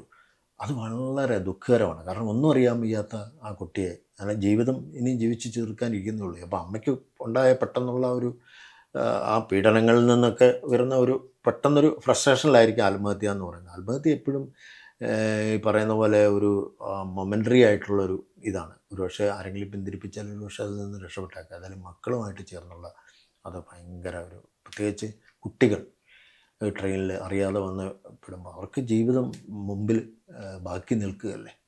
ജീവിതം ജീവിച്ചു തീർന്നിട്ടില്ല. ജീവിതത്തിൻ്റെ അനുഭവങ്ങളൊക്കെ ബാക്കി വെച്ചിട്ട് മരണത്തിലേക്ക് പോകുന്നത് അത് ഭയങ്കര ഒരു ഷോക്കിങ് ഇതായിരുന്നു. ആ ട്രെയിനിൻ്റെ ലോക്കോ പൈലറ്റ് പറയുന്നുണ്ടായിരുന്നു ഒരുപാട് ഹോർൺ അടിച്ച് നോക്കി മാറാൻ വേണ്ടിയിട്ട്, പക്ഷെ മാറിയില്ല, കെട്ടിപ്പിടിച്ച് തന്നെ നിന്നു. അവരാ ഒരു ലക്ഷ്യം ഇതാണല്ലോ, ആത്മഹത്യ എന്നുള്ള ഒരു സൂയിസൈഡ് എന്നുള്ള ഒരു ഇതിലാണ് അവർ വന്നത്. അപ്പോൾ അവരെ ഹോൺ അടിച്ചൊന്നും മാറ്റാൻ പറ്റില്ല. അതന്നെ ഈ അടുത്ത കാലത്ത് ഈ ആത്മഹത്യക്ക് പോകുന്ന ആളെ നമ്മൾ പിന്തിരിപ്പിക്കാൻ ശ്രമിച്ചു കഴിഞ്ഞാൽ എങ്ങനെ അവർ റിയാക്ട് ചെയ്യുന്നതെന്ന് അറിയത്തില്ല. ഒരു പ്രാവശ്യം ഞാനൊരു സ്ത്രീയെ പിടിച്ചെഴുന്നേൽപ്പിച്ച് കൊണ്ടുപോയി വിട്ടിട്ടുണ്ട്. പക്ഷെ അവർ കരയായിരുന്നു. അവർക്ക് ക്യാൻസറോ എന്തൊക്കെ വന്നിട്ട് അവരുടെ വീട്ടിലെ പ്രശ്നങ്ങൾ മൂലം അവർ ആത്മഹത്യ ചെയ്യാൻ തീരുമാനിച്ചതായിരുന്നു. അപ്പോൾ അവർ റിയാക്ട് ചെയ്യുന്നത് അങ്ങനെയായിരുന്നു. പക്ഷെ ചില ആളുകൾ റിയാക്ട് ചെയ്യുന്നത് നമുക്ക് പറയാൻ പറ്റില്ല. കാരണം എല്ലാം നഷ്ടപ്പെട്ടവനാണ്. ഞാൻ മരിക്കാൻ പോകാമെന്ന് പറയും. ഒരാൾ മരിക്കാൻ പോകുമെന്ന് പറഞ്ഞാൽ പിന്നെ ഒന്നും നോക്കാനില്ല. മരിക്കാൻ പോകുന്ന ആൾ ചേട്ടാ നാളെ ഇനി ഒരു സിനിമ റിലീസാവുമല്ലോ എന്ന് അയാൾ ചിന്തിക്കത്തില്ലല്ലോ. അയാൾക്കെല്ലാം നഷ്ടപ്പെട്ടു, ഒന്നുമില്ല. അങ്ങനെയുള്ള അയാൾ ചിലപ്പം കൈ കിട്ടിയൊരു സാധനം വെച്ചിട്ട് അടിച്ചെന്നിരിക്കും. ഒരു സംഭവം ഉണ്ടായി, കൊല്ലത്ത് റെയിൽവേ ട്രാക്കിൽ മരിക്കാൻ കിടന്ന ഒരാൾ ഷൂട്ട് ചെയ്ത് പിന്തിരിപ്പിച്ച് വീട്ടിൽ കൊണ്ടുവന്നാക്കി. അയാൾ തിരിഞ്ഞ് നടന്നപ്പോൾ പുറകിൽ നിന്നൊരു പിച്ചാത്തി വെച്ചിട്ട് അയാൾ വെട്ടി. രക്ഷിക്കാൻ വന്ന അയാൾ മരിച്ചുപോയി. ഇയാൾ ഒരു ചെറുപ്പക്കാരനാണ്, അയാൾ ഇച്ചിരി പ്രായമുള്ളായിരുന്നു. അപ്പം ഈ മരണം തീരുമാനിച്ചൊരു വ്യക്തി എങ്ങനെ റിയാക്ട് ചെയ്യും എന്നുള്ളത് നമുക്ക് പറയാൻ പറ്റില്ല. ഇതിന്റെ ലോക്കോ പൈലറ്റ് പറയുന്നുണ്ടായിരുന്നു, ഭയങ്കര ഒരു ട്രോമയായി പോയി, 3 മാസത്തേക്ക് കൗൺസിലിങ്ങിനൊക്കെ പോയാലേ ആ ഒരു ഇത് മാറി കിട്ടും. തീർച്ചയായിട്ടും ബുദ്ധിമുട്ടാണ്. ഇത്രയും ഭയാനകമായ ഒരു ആയിരുന്നു. കുഞ്ഞുങ്ങളെ അവിടെ നിന്ന് കണ്ടു നിന്ന ആൾക്കാർ പറയുന്നുണ്ടായിരുന്നു. തീർച്ചയായിട്ടും അത് വലിയൊരു പ്രശ്നം തന്നെ. ട്രെയിൻ പോയി കഴിഞ്ഞിട്ട് ഒന്നും കിട്ടിയില്ല, എല്ലാം ചിതറി പോകും. ആ കുഞ്ഞുങ്ങളെ ഒന്നും ആളെ മനസ്സിലാക്കാൻ പോലും പറ്റിയില്ല എന്നൊക്കെയുള്ളൊരിതായിരുന്നു. അപ്പം അതൊക്കെ ഇങ്ങനെ സാർ ന്യൂസിൽ വർക്ക് ചെയ്തൊരു ഇതിനെ പറ്റി കേൾക്കുമ്പം തീർച്ചയായിട്ടും അങ്ങനെ തന്നെയാണ്. ആ ഒരു ട്രോമയിലൂടെ അവർ കടന്നു പോകും. വലിയൊരു ബുദ്ധിമുട്ടാണ് അതിന് റിക്കവർ ആകാൻ. ജീവിതകാലം മുഴുവൻ നമ്മളിങ്ങനെ മനസ്സിനെ അതിങ്ങനെ ഹോണ്ട് ചെയ്തുകൊണ്ടിരിക്കും. വലിയ ബുദ്ധിമുട്ടാണ് അത്. ഇത് മനസ്സിൽ നിന്ന് മാറാൻ വേണ്ടിയിട്ട് മനസ്സിൽ നിന്ന് അത് മാറില്ല. കുറേ കഴിയുമ്പോഴത്തേക്കും മറക്കുമായിരിക്കാം, പക്ഷെ അതവിടെ കിടക്കും. എപ്പോഴെങ്കിലും അതിനെ ട്രിഗർ ചെയ്യിക്കുന്ന എന്തൊരു സംഭവം അല്ലെങ്കിൽ ഒരു വാർത്ത കേട്ട് കഴിഞ്ഞാൽ, ഇപ്പോൾ ഇതുപോലെയുള്ള റൺ ഓവർ എന്നാണ് ഞങ്ങൾ പറയുന്നതിന്, ആത്മഹത്യയുടെ കേസ് വരുമ്പോൾ എൻ്റെ മനസ്സിൽ പണ്ടുണ്ടായിട്ടുള്ള ആത്മഹത്യകളൊക്കെ ഇങ്ങനെ പൊന്തി വരും. അതവിടെ കിടക്കുകയാണ്, ഒരിക്കലും ഇവിടേക്കും പോകും. കാണുമ്പോൾ ഓർമ്മ വരും. അങ്ങനെ തന്നെയാണ്. ഇത്രയും നേരം ഞങ്ങളോട് ടൈം സ്പെൻഡ് ചെയ്തതിന് താങ്ക് യു. തീർച്ചയായിട്ടും താങ്ക്സ്.